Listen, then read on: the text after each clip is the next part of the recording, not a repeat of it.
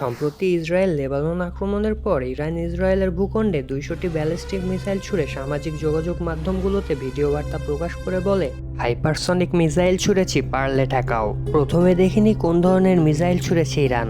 ইসরায়েলে operation true promise 2 অভিযানে Iran যে সকল ব্যালিস্টিক মিসাইল ব্যবহার করেছে তাদের মধ্যে ছিল গদর, এমাদ এবং ফাত্তা হাইপারসনিক মিসাইল।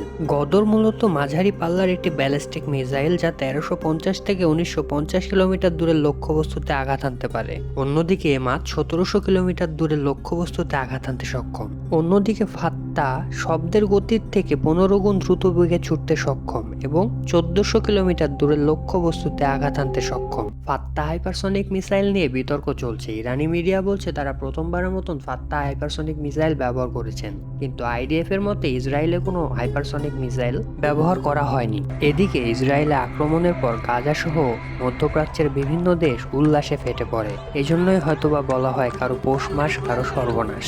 এদিকে আক্রমণের পর বেঞ্জামিন নেতানিয়াহু বলেছেন ইরান ভুল করেছে এবং তার জন্য তাকে ফলভোগ করতে হবে। তিনি আরো বলেন, যারাই আমাদের আক্রমণ করবে আমরা তাদের প্রতি আক্রমণ করব। খুব সম্ভবত ইরান ইসরায়েলের নিউক্লিয়ার ফ্যাসিলিটিগুলোতে আঘাত হানতে চলেছে।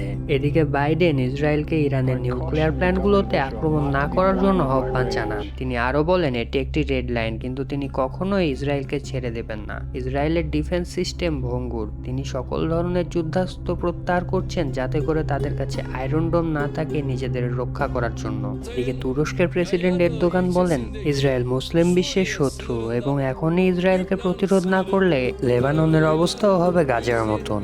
অন্যদিকে লেবানন আক্রমণের পর যুদ্ধবাজ পুতিন বেঞ্জামিন নেতানিয়াহুকে লেবানন ছাড়ার নির্দেশ জানান এবং ইরান ইসরায়েল যুদ্ধে রাশিয়া ইরানের পাশে থাকার আশ্বাস দেয়। মধ্যপ্রাচ্যের যুদ্ধ পরিস্থিতি পৃথিবীকে একটি পারমাণবিক যুদ্ধের দিকে ঠেলে দিচ্ছে, যা মানব সভ্যতার ইতিহাসে আরেকটি কালো অধ্যায় হতে চলেছে।